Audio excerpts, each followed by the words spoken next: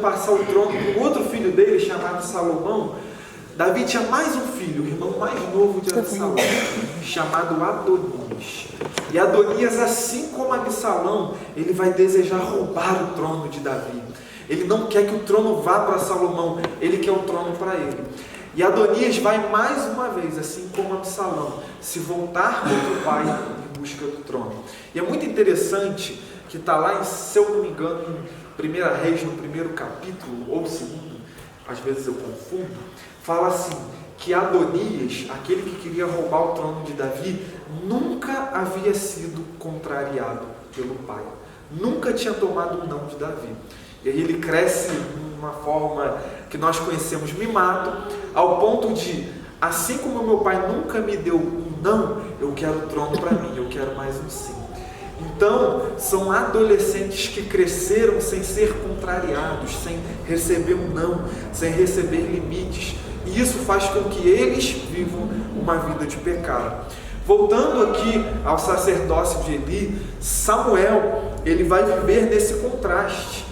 Aqueles parceiros ali de ministério, até um pouco mais velhos do que eles estavam vivendo em pecados muito graves. Primeiro, eles eram ladrões. O povo vinha com dízimo e oferta e eles roubavam a oferta para eles. Segundo, eles não tinham reverência com as coisas de Deus. Versículo 17 vai falar, 1 Samuel 2,17: era, pois, muito grande o pecado desses jovens perante o Senhor, porquanto os homens desprezavam a oferta do Senhor. Eles não tinham reverência com as coisas de Deus. E pior, eles viviam ajuntando mulheres. O termo aqui é bando, né? 1 Samuel, capítulo de número 2, versículo de número 22. Era, porém, Eli já muito velho, e ouvia tudo quanto seus filhos faziam a todo Israel, de como se deitavam com mulheres que em bandos se ajuntavam à porta da tenda da congregação. Esses meninos, vendo que eram influentes, tinham boas condições financeiras, certamente eram bonitos, estimados entre a população de Israel, eles utilizavam-se da sua influência, da sua beleza, para estarem com bastante meninas. Pegavam aquelas meninas, né, as meninas encantadas, olha, Ofni, Finéias, sacerdote, meu sonho é casar com ele. E aí eles se relacionavam naquele ambiente espiritual com várias meninas. Então Samuel, ele vai crescer em meio a esse ambiente. Porém, por mais que eu seja um jovem, um adolescente cristão, eu não devo me assustar com ambientes de iniquidade. Ambientes pecaminosos não são desculpas para que eu não cresça espiritualmente. Mesmo em ambientes difíceis, Deus, ele pode fazer com que um jovem e adolescente floresça na sua presença. Aleluia, glória a Deus. O texto vai falar que Samuel crescia. Enquanto o sacerdócio de Eli decaía, enquanto Ofni e Finéias viviam em pecado, Samuel florescia perante o Senhor. Eu lembro de Jesus que ele vai falar lá em Mateus capítulo 7, versículo 13. A porta é estreita, existe um caminho largo, e muitos entram pelo caminho largo. O problema é que o caminho largo conduz à perfeição. Deus ainda convoca jovens e adolescentes a entrarem pelo caminho estreito. É difícil não viver como Ofni e Finéias, mas é possível andar no caminho estreito. O Senhor ainda honra aqueles que têm compromisso com Ele. Aleluia, glória a Deus. O versículo 26, que é o tema, vai falar: Samuel crescia, fazia-se agradável com Deus e com os homens. Samuel, mesmo que ele ainda não conhecesse Cristo, pois Cristo viria anos depois, ele já andava como Jesus andaria. Vamos lá em Lucas, Evangelho de Lucas, capítulo 2.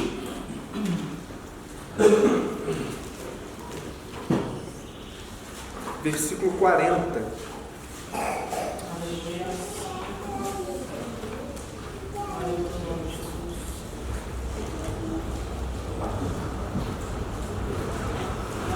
Lucas capítulo de número 2, versículo de número 40.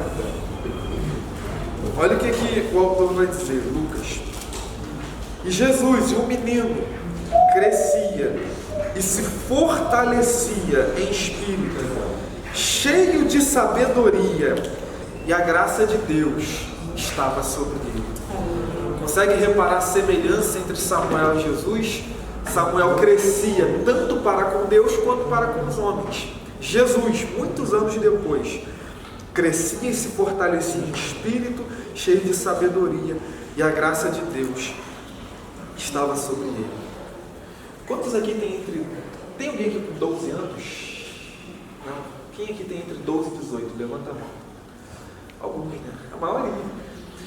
A maioria aqui tem entre 12 e 18 anos. Qual é o perfil e o padrão de adolescente? Como que deve ser um adolescente cristão? Existe um padrão determinado? Para algumas questões, não. Por exemplo, algum de vocês gosta de dorama? O Aquila, ele aqui também, né? Algum de vocês gosta de filme de comédia? Algum de vocês gosta de filme de terror? O Aquila gosta de tudo, né? Nossa, já sei qual é a principal diversão dele. Vocês preferem atividades ao ar livre ou dentro de casa? Quem prefere ao ar livre? Jogar bola, praticar esporte? Quem prefere ficar mais lá no celular, no computador? O Aquila também. Existe um padrão de como o adolescente deve se comportar em relação ao lazer? Ah, não, ele tem que preferir isso ou aquilo? Não. Isso é individual. O jovem, o adolescente, ele tem que ser mais falante ou mais quieto? Depende, cada um tem um jeito. Então não existe um padrão pré-determinado em relação a algumas escolhas que fazemos, pois variam de acordo com a nossa personalidade. Porém, existe um padrão bíblico determinado pelo próprio Jesus, e aí é inegociável. Como deve ser um adolescente cristão?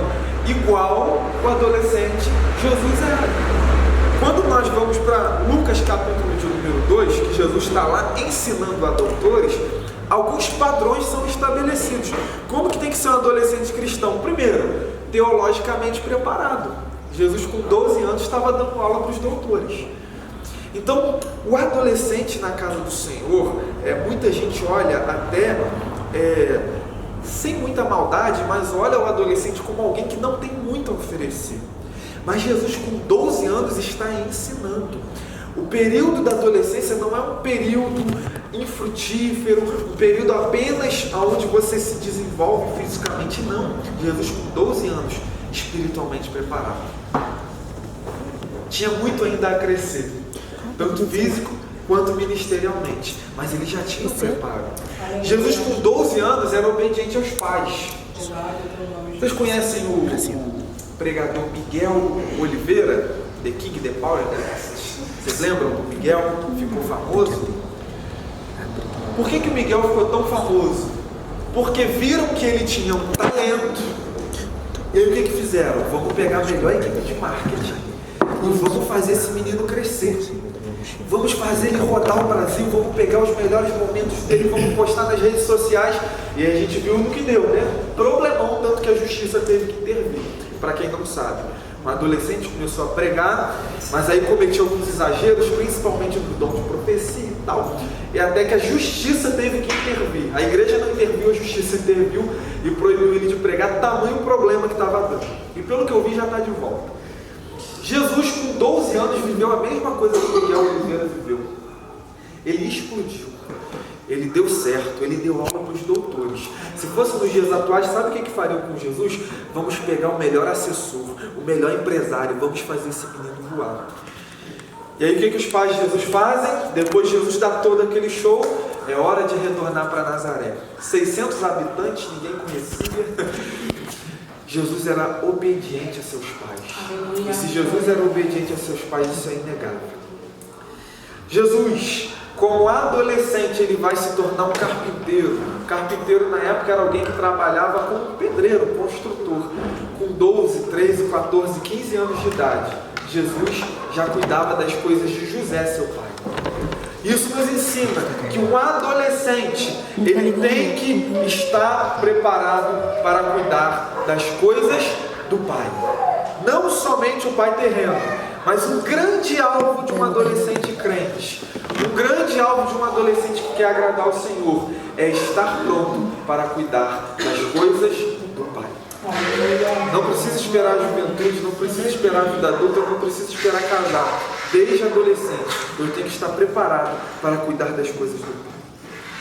E o menino Samuel crescia tanto para com Deus, tanto para com os homens. O autor vai deixar muito claro, e provavelmente é Samuel falando de si, muito bom, né? Samuel está ali se elogiando. É igual João, escrevendo lá no Evangelho de João, que João era um discípulo amado.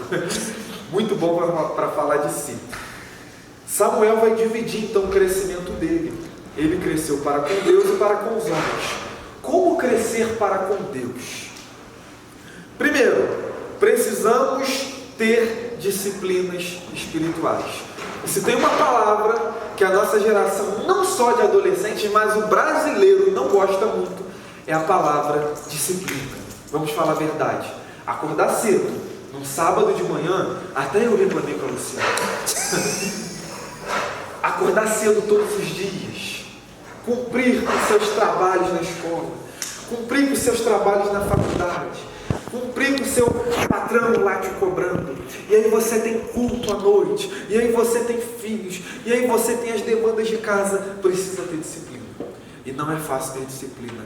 Nós precisamos ter disciplinas espirituais. A primeira disciplina espiritual que devemos ter, amar a palavra de Deus. O salmista vai se perguntar, como um adolescente anda conforme a vontade do Senhor?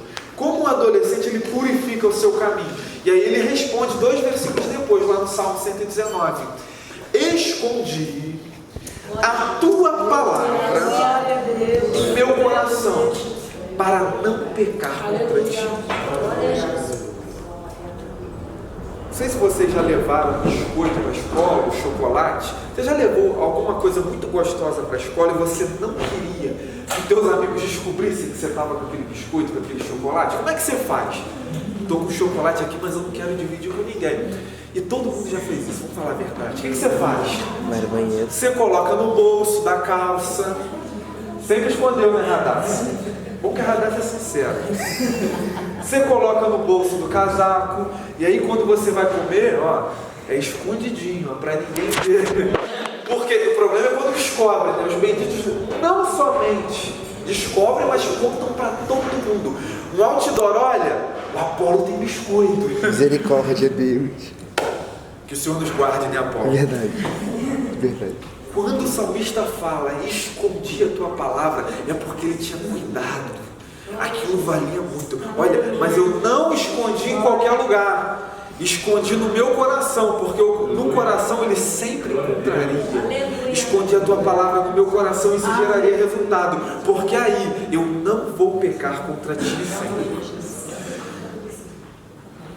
Eu comecei a pesquisar alguns dados sobre a leitura bíblica entre os cristãos. E não tem, até procurei no último censo, não achei nada.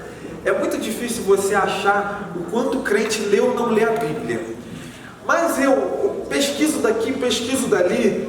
A conclusão que eu cheguei é que, vendo algumas pesquisas, claro que tem variantes, mas a cada 100 cristãos, apenas 16, 15 leram a Bíblia toda. Eu nem vou perguntar para os adolescentes, mas eu tenho certeza que pelo menos um ali já leu a Bíblia toda. Tem. Se Deus quiser. Tem. Adolescentes hoje, poucos adolescentes se interessam pela Bíblia, essa é uma verdade. Não vim aqui tacar pedra, atacar os adolescentes de forma alguma, gente. Mas a verdade é que poucos adolescentes hoje leem a Bíblia toda. Poucos jovens leem a Bíblia toda e poucos irmãos mais velhos também. É um problema geral. Uma vez eu fui numa igreja, eu nunca mais fiz isso. Perguntei lá, quantos aqui já leram a Bíblia toda? Tinha lá cerca de 40 pessoas. Eu achei que uma meia dúzia ia responder. E aí ninguém respondia. Uma jovem com muita vergonha levantou a mão. Eu nem sei se ela leu, acho que era para não Passar vergonha, eu nunca mais perguntei isso na igreja. Mas hoje o número de pessoas que leram a Bíblia toda é muito pequeno. E por que a gente tem que ler a Bíblia toda? É para bater uma meta? Não, aí a pessoa sai lendo lá de forma corrida, não presta atenção em nada. Não é só para bater meta. Mas como eu digo que tenho uma fé se não conheço o mínimo? Não é verdade? Então, deixa eu falar uma coisa. Hoje o adolescente, ele vai para a escola de manhã e hoje existe a escola integral. Ele vai de manhã para a escola e retorna à tarde. Até o adolescente está sem tempo hoje. Antigamente quem era da manhã estudava só de manhã. Agora dificultou. E aí esse adolescente que chega 3, 4 da tarde em casa, ele tem na terça-feira o culto de ensino à noite, na quinta-feira o culto à noite, então o tempo já é apertado. Então o adolescente ele já anda sem tempo. Só que deixa eu falar uma coisa para vocês, piora. Porque quando você sai da escola, você começa a trabalhar e normalmente, via de regra, você quer fazer uma faculdade, um curso. Então você estuda de dia e à noite você trabalha de dia e estuda à noite, ou vice-versa, muda a ordem. Então o tempo só vai diminuindo. E aí depois você vai começar apenas a trabalhar, você vai se formar, mas aí você vai constituir família, vai ter filhos. Então, depois de adulto, tempo é preciosidade, vamos falar a verdade. Então a adolescência é uma oportunidade que não volta. Você já viu o rio? Aquela água não volta. Por mais que o seu tempo seja apertado, você nunca teve tanto tempo igual agora. Aproveite a oportunidade para ler a Bíblia. Aleluia.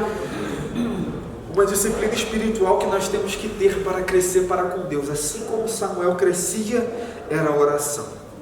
Jeremias vai falar assim, a gente sabe de cabeça. Clama a mim, responder-te-ei e anunciar-te-ei coisas grandes e firmes que não sabem. Eu lembro quando eu tinha 15 anos, eu detestava a oração. Eu achava muito chato, eu achava muito formal, até um dia que eu descobri que oração é simplesmente falar com Deus do meu jeito. Adolescentes, orem, tenham experiências com Deus. Eu sei que nós somos ensinados, não, porque você tem que entrar numa faculdade, tem sim, estude. Não, porque você tem que arrumar um namorado, arrume. Não, porque você tem que ter filho, porque você tem que entrar nessa área. Se o conselho for bom, faça. Mas nunca se esqueça do que Jesus falou. Buscai primeiro prioridade, o reino de Deus e a sua justiça. E tudo aquilo que nós colocamos como prioridade, se nós colocarmos a oração acima, se nós colocarmos o nosso relacionamento com Deus acima, e todas essas coisas, todas as suas necessidades serão supridas. Precisamos de uma geração que busca a oração.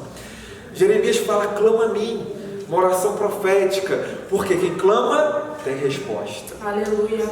Não vem, tem resposta que demora, vamos falar a verdade. Tem hora que Deus vai trabalhando na gente, mas Deus nunca deixa os seus servos desamparados. Nós precisamos, gente, isso aqui, eu nem sei se eu prego isso. Nós precisamos ser a geração do jejum. Já está difícil convencer os crentes a ler Bíblia, a orar, a jejuar, gente, a deixar de comer. Quando Jesus vai combater o jejum do fariseu, lembra que os fariseus faziam aquele jejum hipócrita? Fazia cara de cansado, de triste, para todo mundo saber que eles estavam jejuando. Jesus fala assim, e quando jejuardes, não façais como os hipócritas. Só que olha que interessante, Jesus, ele não coloca o jejum como uma sugestão. Se possível, se der. Não, Jesus fala assim, quando jejuardes, Jesus está falando com os discípulos. Jesus dizia o seguinte, se você é meu discípulo, você vai jejuar. Quando jejuardes, não façais como os hipócritas. Jesus não está colocando uma condição. Jesus está contando que o discípulo dele jejue. E aí ele vem ensinando como fazer isso. Jejum também é coisa de adolescente. Ah, Lua, mas como que eu faço? Você vai separar umas horas, sem alimento, sem uma refeição. E nesse período você vai buscar o Senhor. Não tem segredo. Você vai fazer um jejum. Você vai separar algumas horas, abrindo mão de algo que te faça falta, um café da manhã, um almoço. E aí se você nunca fez, começa devagarzinho. No café, você não vai cometer loucuras. Depois, você tira o café e tira o almoço. E deixa eu falar uma coisa, vocês vão ter um inimigo chamado mãe. Dependendo da mãe, não, meu filho, você tem que comer e você vai passar mal, vai não. Claro que você não vai sair fazendo loucuras. Nunca fez jejum na vida. Eu vou fazer 72 horas sem nada. Ninguém está pedindo para você fazer isso. Mas você vai começar devagarzinho. Um período lendo a Bíblia, um período buscando o Senhor. Deixa eu dar uma dica. Domingo aqui é EBD de manhã, não é? Mais fácil ainda, não tem distração, não tem celular, não tem nada. Então começa a jejuar, começa a buscar o Senhor. E isso, sabe o que acontece depois que você jejua no primeiro dia? Nada. Esse é o problema. E aí você jejua a segunda vez, não acontece nada de especial. E aí você começa a orar, e aí não acontece nada de especial. A nossa geração é ansiosa, a gente quer ver fogos, a gente quer ver tudo acontecendo de uma forma espetacular, e não acontece nada. Esse é o problema. Mas daqui a 6 meses, você vai falar, rapaz, mas eu mudei. Eu era tão nervoso, eu era estressado. O que aconteceu? É porque o nada no dia primeiro, no dia segundo, aí você aos pouquinhos vai somando uma coisinha ali, uma mudança aqui, e aí de repente você chega no culto, Deus começa a tocar no seu coração, e aí você nunca foi às lágrimas, aí no culto nada a ver com nada, com meia dúzia de pessoas, Deus toca na tua alma, e você fala, gente, o que está acontecendo? É porque você escolheu crescer para com Deus. E aí Deus vai começando a fazer uma mudança aqui, uma mudança ali, e aí o teu coração começa a ser transformado, e daqui a um ano você começa a ter experiência com Deus que você nunca imaginou ter. Deus começa a te dar ação espiritual, Deus começa a dar o dom de profecia, Deus começa a te despertar de madrugada para orar, e um crescimento que você nunca imaginou, um crescimento que gente com 30, 40 anos de crente nunca teve, você com 15, 16 anos está experimentando, porque você escolheu crescer para com Deus.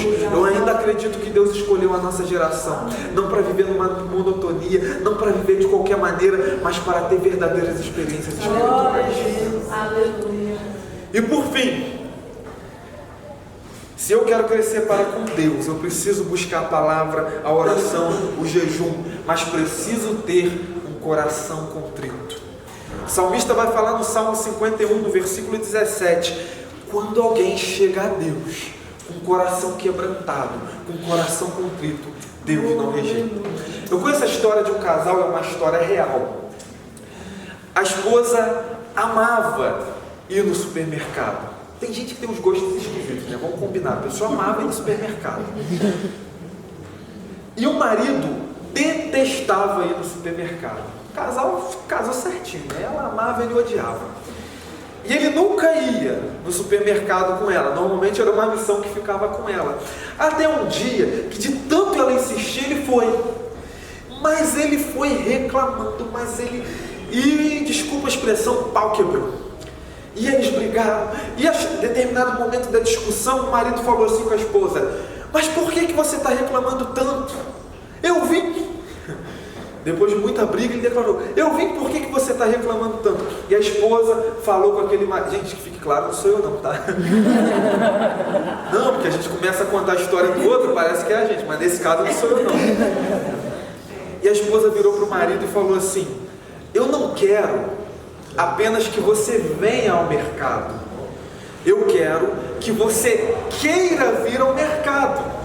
O que a esposa queria? Não só ter a companhia do marido, mas ela queria que o marido tivesse prazer em fazer aquilo. Deus, ele não quer que nós puramente cumprimos as disciplinas espirituais.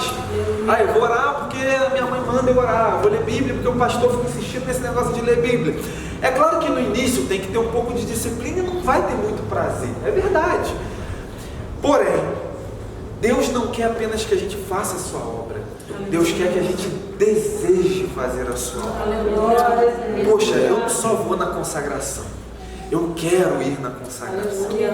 Eu sei que não é todo dia que o desejo vai vir, tem dia que é na base do esforço, é verdade. Mas como é bom desejar as coisas de Deus. Que a nossa oração seja, Senhor, Coloca o desejo no meu coração de fazer o que o Senhor manda. Porque quando você deseja, fica mais fácil. Então Samuel crescia para com o Senhor. Estou quase finalizando. Samuel não somente crescia para com o Senhor, Samuel crescia para com os homens. Sabe como é que você vê que uma pessoa cresceu espiritualmente? É porque ela está falando em línguas? É porque agora ela está profetizando? É porque ela está dando glória mais alto? Também.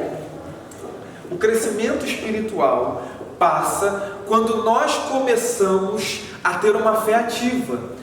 Quando nós começamos a viver o sobrenatural de Deus. Isso faz parte como consequência do crescimento espiritual. Mas sabe como é que nós percebemos que alguém cresceu de verdade?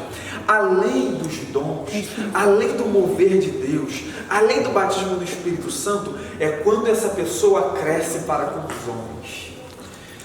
Como que eu cresço para com os homens? Primeiro, a gente começa no básico, na educação, que eu sempre falo. A gente começa no básico, obedecendo aos pais. Mas sabia que um jovem, você percebe que ele está crescendo espiritualmente quando ele se torna agradável? Vamos falar a verdade. Na escola lá, você está numa rodinha lá, a escola tem muito panelinha, né? E aí você está lá na panelinha. E aí sempre tem aquele aluno que quando vem de longe, a panelinha já fala... Chegou fulano. Fala, Deus. Porque tem gente que é chato demais. Aí vai saindo um, vai saindo o outro. Por quê? Porque a pessoa é muito chata. Ela não é agradável. É claro que existe o bullying, né? Às vezes a pessoa não tem nenhum problema e comete o bullying. Mas não é o caso. Tem gente que é problemático mesmo. Até mesmo no meio familiar, tá tudo certo lá, mas chegou fulano, fulano que bebe muito, acaba com... Não é verdade? Samuel era agradável com os homens. Como eu disse, todo jovem adolescente da igreja já sabe que tem que honrar os pais, ser educado. Eu vou passar o dever de casa para vocês. Vou passar uns desafios para vocês. Para vocês serem agradáveis aos irmãos. Eu sei que vocês já são. Mas eu vou passar alguns desafios aqui. Eu vou tirar da zona de conforto. Eu vou passar alguns desafios aqui para vocês. E não precisa cumprir todos, obviamente. Mas tenta cumprir pelo menos um. O grande problema é que na adolescência nós somos tímidos. Alguém aqui se considera tímido? Ninguém é tímido. Como é que tem a resposta, né? Como é que é? Como é que tem a resposta, né? Exatamente, é como ninguém respondeu, acho que todo mundo aqui é tímido. Quando você é adolescente, você está no período da timidez. Então você tem que... Mas deixa eu falar uma coisa, se tem um adversário que quanto mais cedo você vencer, melhor, é a timidez. Não tenha medo de encarar esse adversário. Perca a timidez. E como que a gente perde a timidez? Começando com pequenas atividades que nos tiram da zona de conforto. Primeira ideia que eu vou dar aqui para vocês se fazerem agradáveis aos homens. Vamos lá. Vocês vão escolher um irmão mais velho da igreja, falo mais velho com todo respeito, mais experiente, e vão procurar conhecer a história desse irmão. Vocês vão se sentar com esse irmão e vão conhecer a história dele. Por quê? Porque a gente está todo dia aqui com os irmãos da igreja, mas às vezes tem um irmão com uma experiência de vida maravilhosa do meu lado e eu nem sabia.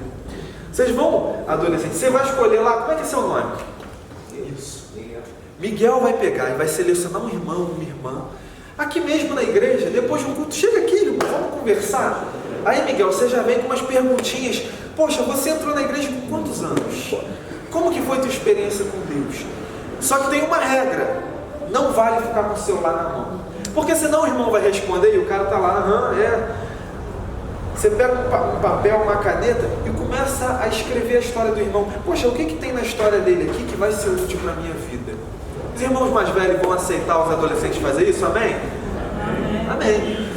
E aí você vai desenvolver uma amizade com o irmão mais velho, você vai conhecer a história, e aí você vai descobrir que aquele irmão, às vezes, tem um segredo de vida, um segredo espiritual que vai ser útil para você. Segundo desafio, vocês vão se juntar ou fazer individualmente, comprar um presente e presentear um irmão mais velho, ou uma irmã. Poxa, irmão. Aí gostei. Gostou? Só que uma no aniversário desse irmão. Aí o irmão, por que você está fazendo isso comigo? Não tem motivo não, é porque eu amo o irmão em Cristo, eu estou aqui te dando um presente. Olha que legal. Deixa eu falar uma coisa, a Radassa já não concordou muito. Não precisa nem ser muito caro não, gente. Não sei muitos motivos. Não, é porque eu senti no coração, fala igual um bom assembleano, senti no coração, às vezes nem sentiu, mas dá um presente. Outro desafio, adolescente. Vocês sabiam que às vezes, vou contar aqui um segredo para vocês, às vezes o pastor da igreja, ele ajuda todo mundo, ele dá conselho, ele ora, e a igreja não sabe, mas gente, pastor recebe problema até sem a igreja saber. Está lá um membro, pastor, que aconteceu isso, e esse marido, e essa esposa, esse filho. O pastor ele vai acumulando problema aqui, problema ali, e aí ele chega na igreja, abraça todo mundo. Essa aqui vocês vão ter que perder a timidez de verdade. Chega no culto, Kathleen, você que está sempre muito animada, junta os jovens, os adolescentes e dá um abraço coletivo no pastor, sem nenhuma explicação. Eu duvido que o pastor vai detestar a ideia, ele vai gostar. Tem que perder a timidez para fazer um negócio desse, gente. Inesperadamente, você vai dar um presente para o seu pastor. Vai aceitar, pastor? De bom grado?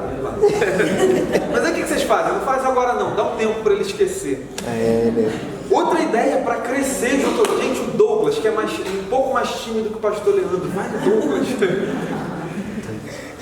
Vocês chegam, juntam vocês, vão na foto de uma irmã lá no Instagram, no Facebook, e faz uma enxurrada de elogios.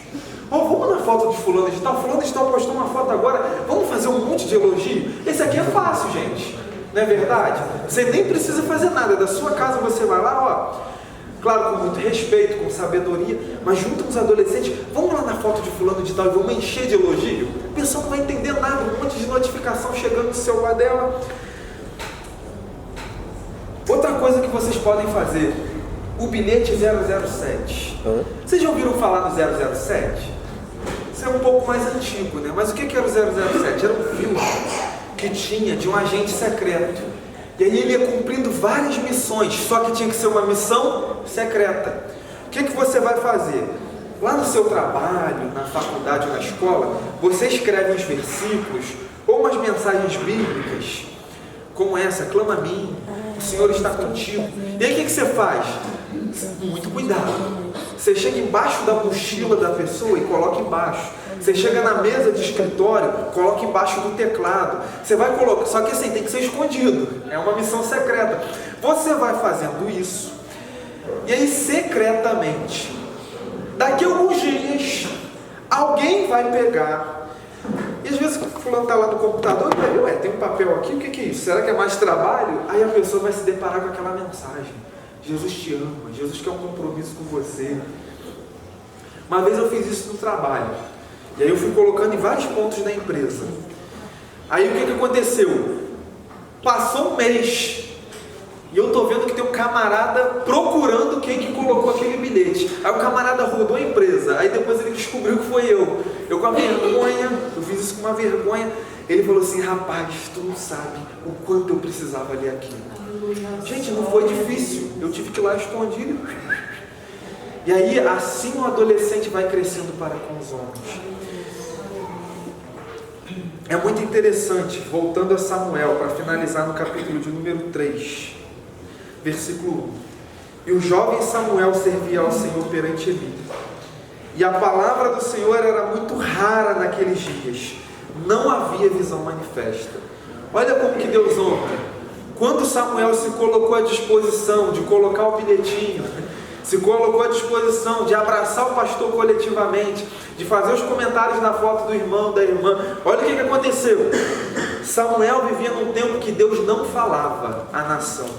Mas lá no versículo de número 21, e continuou o Senhor a aparecer em Siló, porquanto o Senhor se manifestava a Samuel em Siló pela palavra do Senhor. Enquanto a voz de Deus se calava a toda a nação, Deus continuamente falava ao coração de Samuel, porque Samuel se colocou à disposição de fazer a vontade do Senhor, ao ponto que cresceu, tanto para com Deus, tanto para com os homens. Que Deus abençoe a nossa geração de adolescentes, que Deus abençoe essa igreja. Eu agradeço a oportunidade.